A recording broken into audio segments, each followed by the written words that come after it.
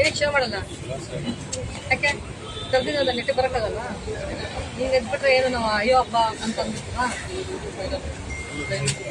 ಏನಪ್ಪ ಏನಕ್ಕಪ್ಪ ನಂಗೆ ಕಿವಿ ಕೇಳಿ ಜೋರ ಮಾತಾಡು. ಊಟ ಮಾಡ್ದಾ? ಜೋರ ಮಾತಾಡ್ಬೇಕು. ನಮ್ಮ ಅಣ್ಣರು ಹೊಡೆದ್ರು ಅದಕ್ಕೆ ಊರಲ್ಲೆಲ್ಲ ಸುತ್ತಮುತ್ತಲು ಕಬ್ಬು ಎಲ್ಲ ಸಂಬಂಧಕೊಂಡು